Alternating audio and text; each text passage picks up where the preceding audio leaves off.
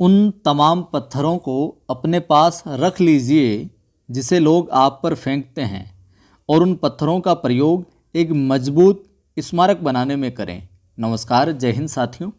REET exam 2021 हेतु सामाजिक अध्ययन के अंदर हम टॉपिक वाइज जो सीरीज चला रहे हैं 70 नंबर की सीरीज है। और आज हम जो नया टॉपिक जुड़ा है चक्रवात एवं प्रतिचक्रवात, इसके जितने भी तमाम जो सवालों का संकलन है वो लेकर हाजिर हुए हैं। इन सवालों के अंदर ये आपका कंप्लीट टॉपिक हो जाएगा, व्याख्या के साथ में सवाल भी बहुत महत्वपूर्ण, जो जो सवाल परीक्षा में पूछे जा सकते हैं, जो जो बन सकते हैं इस टॉपिक से, वो तमाम सवाल है जो हमने बनाए हैं। तो वीडियो को आप लाइक करें, शेयर करें सभी साथियों के साथ और सब्सक्राइब करके बेल आइकन को क्लिक कर लें ताकि वीडियोज़ की सूचना आपको मिलती रहे अगर नहीं कर रखा है तो। और टेलीग्राम चैनल है मेरा कवि आदिगणेश हिंदी नाम से। कई बार नोटिफिकेशन नहीं आता है वीडियो का तो मैं वहाँ पर लिंक डाल देता हूँ, वहाँ पर भी आपको सूचना मिल जाएगी। और मेरा दूसरा चैनल है आदि की आवाज़ नाम से, जिस पर कविताएं वगैरह मोटिवेशनल वीडियो मिलते रहते हैं, तो उसको भी आप सब्सक्राइब कर सकते हैं। प्रारंभ करते हैं चक्रवात और प्रतिचक्रवात। पहला सवाल, वे वायुमंडलीय विक्षोभ जिनके केंद्र में निम्न वायुदाब तथा केंद्र से बाहर परिधि की ओर उच्च वायुदाब होता है कहलाते हैं। चक्रवात, प्रतिचक्रवात, तूफान, ज्वार भाटा। तो क्या कहलाते हैं? चक्रवात। देखिए, वायुमंडलीय विक्षोभ होते हैं ये चक्रवात और प्रतिचक्रवात, लेकिन केंद्र में तो निम्न वायुदाब होगा और केंद्र से बाहर परिधि की ओर उच्च वायुदाब, वो क्या कहलाते हैं? चक्रवात कहलाते हैं। व्याख्या देख लीजिए, व्याख्या से भी सवाल बन सकते हैं। व्याख्या के साथ में आपको इसलिए प्रोवाइड करवाया जाता है कि उस सवाल से संबंधित जो भी चीज़ है वो सारी की सारी क्लियर हो जाए यहीं पर आपकी। देखिए, मेघ व वर्षा चक्रवात के क्या है? विशिष्ट गुण है। अगर फेरल के नियम के अनुसार हम बात करें तो यहाँ से भी कई बार सवाल पूछा गया है। तो फेरल का नियम क्या कहता है कि उत्तरी गोलार्ध में चक्रवात का प्रवाह घड़ी की सुई के विपरीत दिशा में होता है। याद रखना, फेरल के नियम के अकॉर्डिंग उत्तरी गोलार्ध में चक्रवात का जो प्रवाह होता है वो घड़ी की जो सुई होती है उसके विपरीत दिशा में होता है उत्तरी गोलार्ध में। तो और दक्षिणी गोलार्ध में हम बात करें तो चक्रवात का जो प्रवाह होता है घड़ी की सुई की दिशा में होता है। ये दोनों चीज़ जो याद रखना। चक्रवात में निम्न वायुदाब ठीक मध्य में नहीं होता है, वरना कुछ पीछे हटकर होता है, थोड़ा पीछे होता है, और यही बिंदु मध्य भाग है जो कहलाता है। अगला सवाल देखिए आप, सर्वप्रथम किसने स्पष्ट किया कि चक्रवातों की जो उत्पत्ति है दो भिन्न वायु राशियों के मिलने से होती है, जिसमें एक वायु राशि उष्ण तथा एक वायु राशि शीतल होती है? तो ये सबसे पहले किसने स्पष्ट किया? वॉटसन डेकर्ट ने, फिट्स रॉय ने, स्टुअर्ट मिल्क ने, या फिर रोनी गार्ड्स ने? बताइए। तो क्या उत्तर हो जाएगा? उत्तर हो जाएगा ब। फिट्स रॉय ने ये स्पष्ट किया कि जो चक्रवातों की उत्पत्ति है दो भिन्न वायु राशियों से मिलने से होती है। तो ऐसे भी सवाल बन सकता है कि दो चक्रवातों की उत्पत्ति कितनी राशि से मिलकर होती है? तो दो भिन्न वायु राशियों से मिलकर होती है, जिसमें एक वायु राशि तो उष्ण होती है और दूसरी वायु राशि जो शीतल होती है। इन दोनों के मेल से यह जो बनता है। तो फिट्स रॉय ने ये स्पष्ट किया सबसे पहले। व्याख्या देख लीजिए आप, चक्रवात की आंख। चक्रवात के केंद्र में स्थित बहुत ही कम वायुदाब का क्षेत्र चक्रवात की आंख कहलाता है। तो चक्रवात के केंद्र में स्थित जो बहुत ही कम वायुदाब का क्षेत्र होता है वो चक्रवात की आंख कहलाता है, और यह भाग उष्ण व शीत रहता है। ठीक है। अगला सवाल देखिए, वीडियो को लाइक नहीं किया तो कर दें जरूर, और शेयर भी कर दें सभी साथियों के साथ में। अभी फेसबुक व्हाट्सएप जितने भी आपके ग्रुप हैं। मध्य अक्षांशों में क्षोभ मंडल के ऊपरी स्तर में अत्यधिक तीव्र गति से निरंतर व सर्पीले प्रवाह में पश्चिम से पूर्व की ओर बहने वाली हवाएं कहलाती है। जेट स्ट्रीम, मेट स्ट्रीम, उष्मीय पवनें, या फिर संघनन? वो कौन सी कहलाती है? उत्तर हो जाएगा ए, जेट स्ट्रीम। व्याख्या देख लीजिए, इनकी जो गति होती है वो 130 से 184 किलोमीटर प्रति आवर होती है। जेट धाराओं की भूमिका क्या है? चक्रवात व प्रतिचक्रवात, प्रचंड वायु व मौसमी घटनाओं का निर्माण में जेट धाराओं की क्या है? भूमिका है। अगला सवाल देखिए, जेट स्ट्रीम के प्रकार है। ये चक्रवात के अंदर बात आ गई, ये चक्रवातों से जुड़ी हुई है, स्ट्रीम की बात भी तो यहाँ पर शामिल किया है। जेट स्ट्रीम के प्रकार हैं 2, 3, 4 या 5। तो उत्तर हो जाएगा ब। क्या उत्तर हो जाएगा? ब। 3। अब कौन कौन सी है व्याख्या देखिए आप। उपोष्ण कटिबंधीय जेट स्ट्रीम पश्चिम से पूर्व चलती है। दिशा भी पूछा जा सकता है, उपोष्ण कटिबंधीय जेट स्ट्रीम किधर से किधर चलती है, किस दिशा से किस दिशा की ओर? पश्चिम से पूर्व।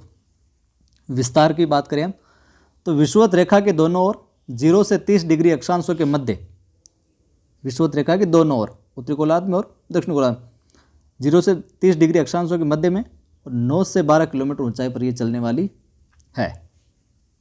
ध्रुवीय वाताग्र कटिबंधीय जेट स्ट्रीम की बात करें पश्चिम से पूर्व, विस्तार 40 से 60 डिग्री उत्तरी दक्षिणी अक्षांशों के मध्य, 6 से 9 किलोमीटर ऊंचाई पर।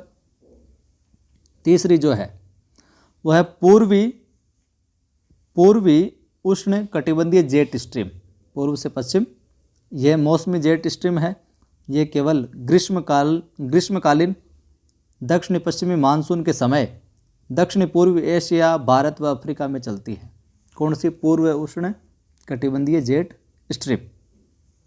विस्तार की बात करते हैं, 0 से 20 डिग्री उत्तरी अक्षांशों में 14 से 16 किलोमीटर ऊंचाई पर चलती है और यह जेट स्ट्रीम पूर्व से पश्चिम।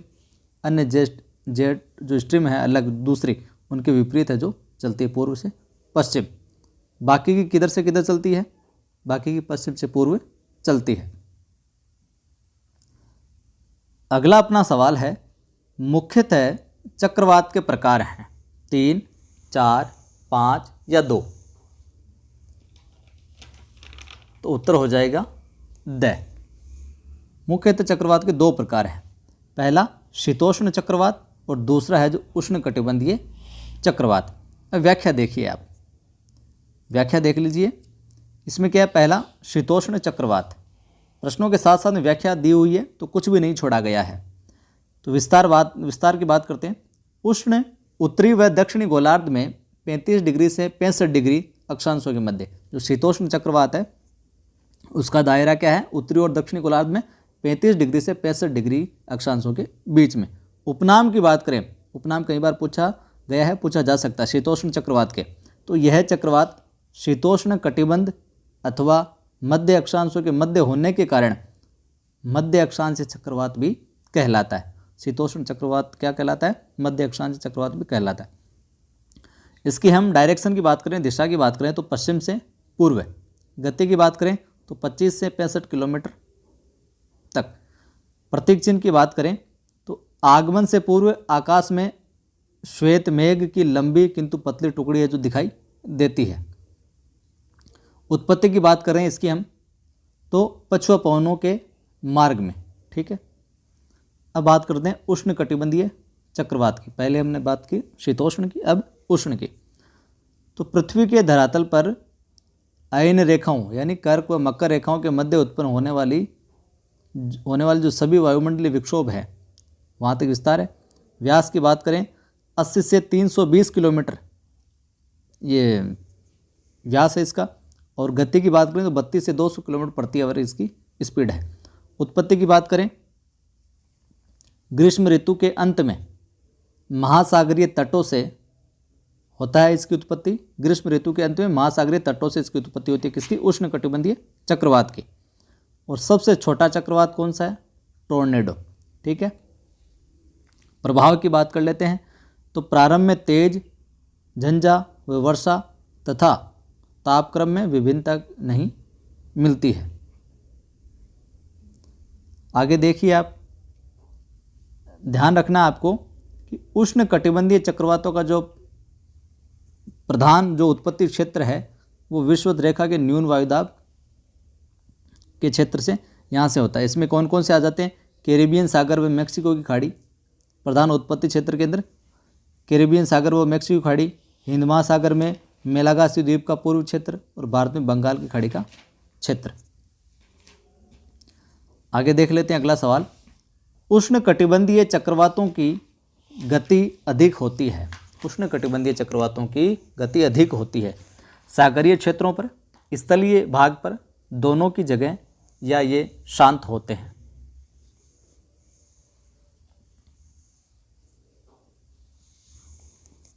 उत्तर हो जाएगा ए, सागरीय क्षेत्रों पर इनकी गति है जो अधिक होती है।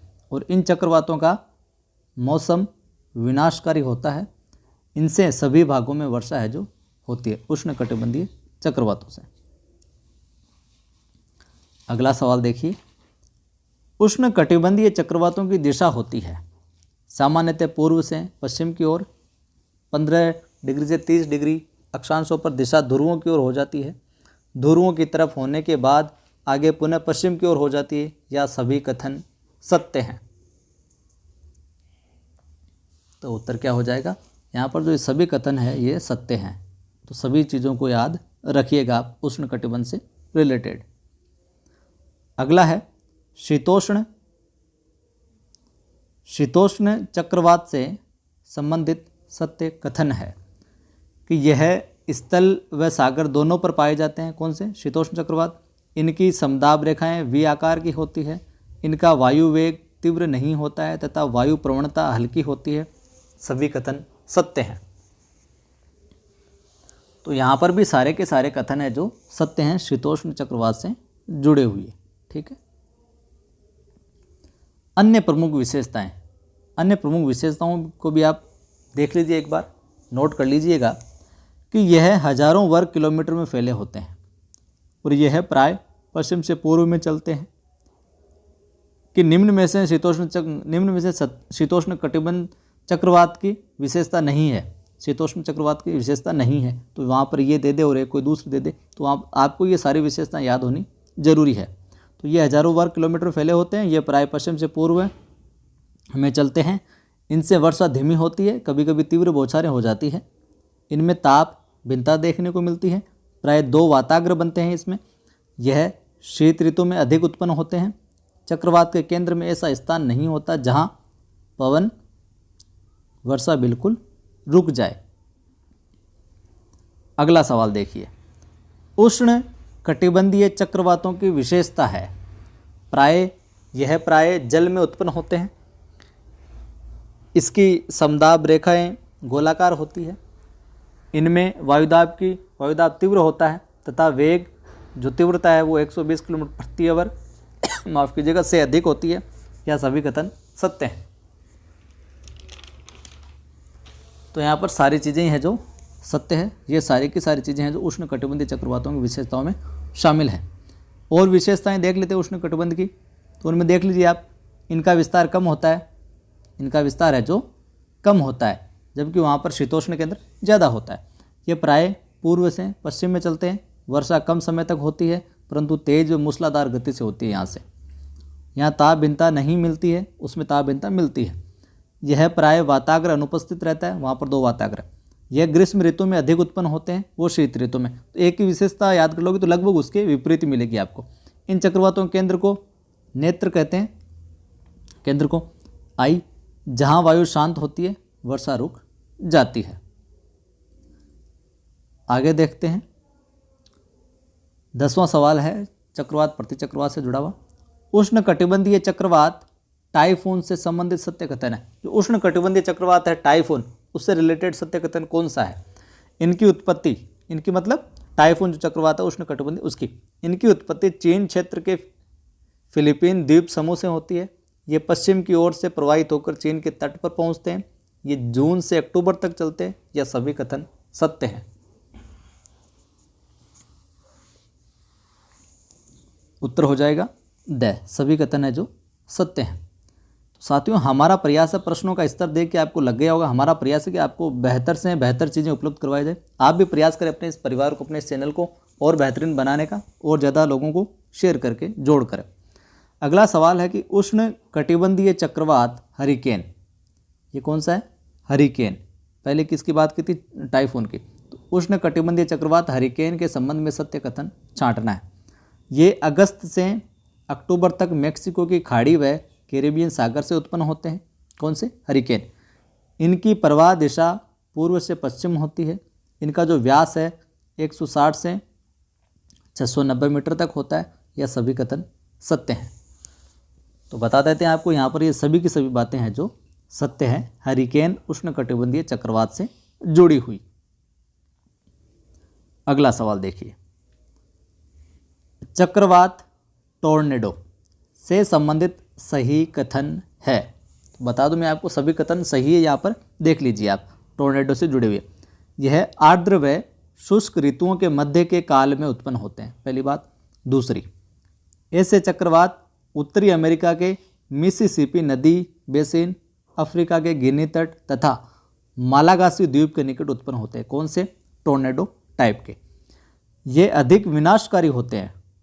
टोर्नेडो टाइप के चक्रवात बहुत विनाशकारी होते हैं तथा संयुक्त राज्य अमेरिका में इनका प्रवाह है जो अधिक देखने को मिलता है।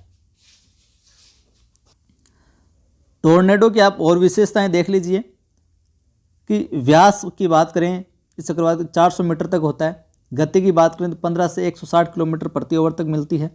प्रतीक की बात करें तो मेघों की गर्जना होती है, बिजली चमकती है अत्यधिक। अवधि की बात करें तो अल्प अवधि तक ही होता है ये।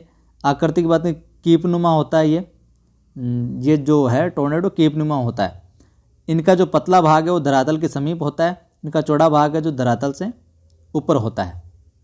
चक्रवात क्या है, जिसे अपन बोलते हैं ना बगुड़े, खेतों में देखा होगा, तो ये यहाँ पर तो ये सामान्य तौर पे होता है। बाकी ये अलग कंट्रीज में, यहाँ पर जो मैं बता रहा हूँ वहाँ पर अलग प्रकार का होता है, बहुत भयंकर होता है। इनमें बादलों का जो स्वरूप होता है हाथी की सूंड के समान है और इनकी आगे बढ़ने की जो गति है 32 से 64 किलोमीटर है। अगला सवाल देख लीजिए, प्रति चक्रवातों की ओर बढ़ जाते हैं। इतनी देर चक्रवात से जुड़े हुए चल रहे थे, अब प्रति चक्रवात की ओर आ जाते हैं।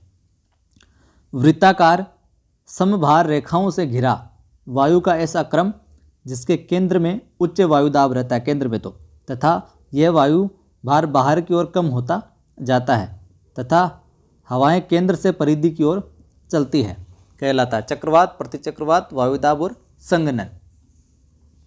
तो आप बता देंगे क्योंकि हमने पहले उसकी बात कर ली, तब बात आएगी प्रतिचक्रवात की, वह विकल्प सही हो जाएगा।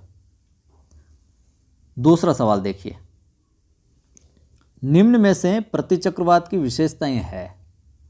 तो मैं बता दूं आपको, यहाँ पर सभी कथन है जो सत्य हैं, तो हम समझते हुए चल लेते हैं प्रतिचक्रवात की विशेषताओं को। इनकी जो आकृति है गोलाकार होती है, मतलब प्रतिचक्रवातों की, परंतु कभी कभी वी आकार में भी मिलते हैं। इसमें वायु केंद्र से बाहर की ओर चलती है तथा वातावरण नहीं बनते, केंद्र से बाहर की ओर चलती है प्रतिचक्रवात। ये उपोष्ण कटिबंध के उच्च दाब के क्षेत्रों में अधिक उत्पन्न होते हैं तथा विषुवत रेखीय भागों में इनका अभाव है जो पाया जाता है।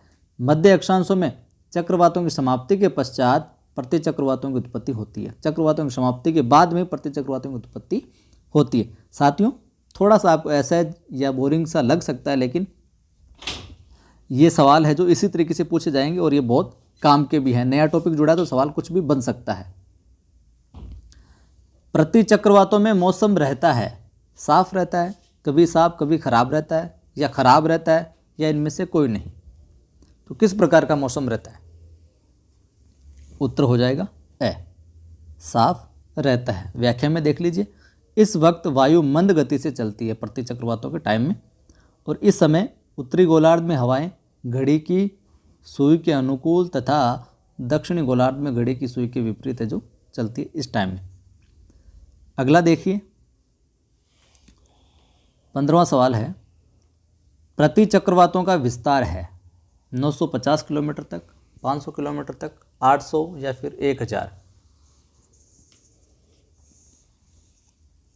उत्तर हो जाएगा ए, 950।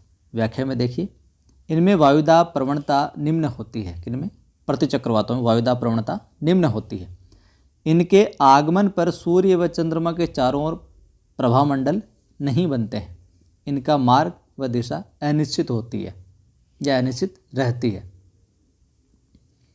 अगला सवाल देखिए, प्रतिचक्रवातों की उत्पत्ति होती है वायु की अपसारी व अभिसारी क्रियाओं के होने से, चक्रवातों के कारण, नीचे की वायु का ऊपर की ओर चलने से, या इनमें से कोई नहीं। तो प्रतिचक्रवातों की जो उत्पत्ति होती है वो होती है, ए विकल्प हो जाएगा यहाँ पर, वायु की अपसारी व अभिसारी क्रियाओं के होने के कारण प्रतिचक्रवातों की उत्पत्ति होती है। व्याख्या में देखिए, इस समय तापमान में कमी होने से वायुदाब क्या होता है, अधिक हो जाता है। तापमान कम, वायुदाब अधिक, तथा ऊपर की वायु संकुचित होकर नीचे की ओर चलने है जो लगती है। अगला सवाल, प्रतिचक्रवातों के प्रकार हैं 2, 3, 4 या 5, बताइए।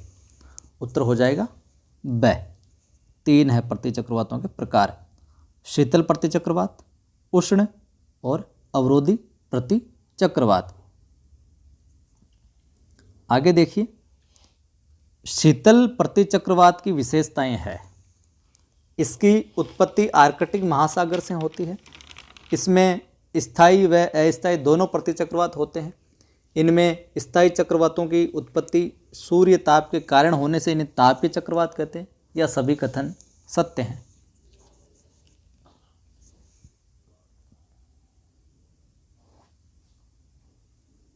तो क्या हो जाएगा यहाँ पर, यहाँ हो जाएगा अपना सभी कथन है जो यहाँ पर सत्य हैं। अब थोड़ी सी व्याख्या और देख लीजिए। शीतल प्रतिचक्रवातों के 2 मार्ग हैं, कौन कौन से हैं? साइबेरिया के उच्च दाब क्षेत्र से उत्तरी चीन व जापान का मार्ग हो गया।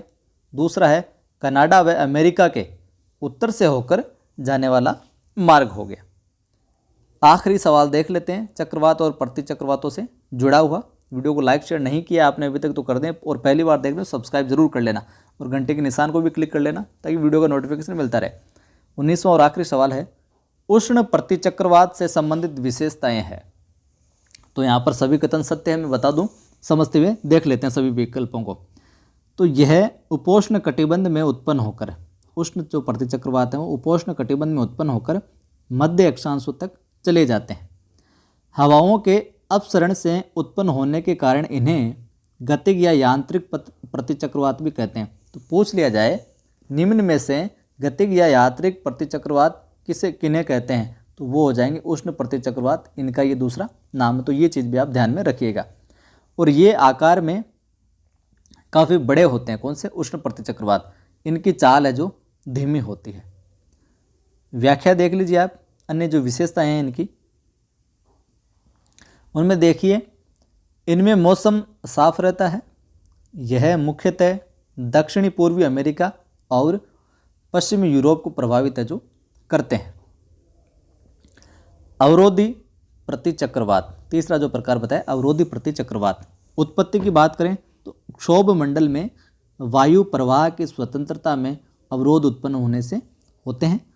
उत्पत्ति क्षेत्र की बात करें तो उत्तरी पूर्वी यूरोप व समीपवर्ती अटलांटिक महासागर में होती है, और ये 140 से 170 डिग्री अक्षांशों के बीच में अवरोधी प्रतिचक्रवात है जो उत्पन्न होते हैं। ये इसका उत्पत्ति क्षेत्र है। तो कैसा लगा ये वीडियो कमेंट करके बताना। लाइक शेयर नहीं किया तो कर दीजिए। अपने चैनल पर प्लेलिस्ट में जाएंगे आप तो इंग्लिश का कंप्लीट कोर्स मिल जाएगा आपको। 6 घंटे का वीडियो है ग्रामर का, बाकी टीचिंग मेथड्स के आपको अलग अलग वीडियो मिल जाएंगे उसी प्लेलिस्ट में। साइकोलॉजी के लगभग 85 से ज़्यादा टेस्ट वीडियो डाली हुई हैं, वो प्लेलिस्ट में मिल जाएंगी। कक्षा 6 से 8 तक की फैक्ट टू फैक्ट किताबें पढ़ाई हुई वो मिल जाएंगी। और शाम को अपनी ये सीरीज चल ही रही है, तो ज़्यादा से ज़्यादा शेयर किया करें आप। शिक्षण विधियाँ हिंदी की मिल जाएगी आपको, और भी तमाम बहुत सी चीज़ें हैं जो आपको चैनल पर प्लेलिस्ट में मिल जाएगी रीड से जुड़ी हुई। तो देखा करें और साथियों को दिखाएं, जुड़ें और जोड़ते रहें। फिर मिलते हैं।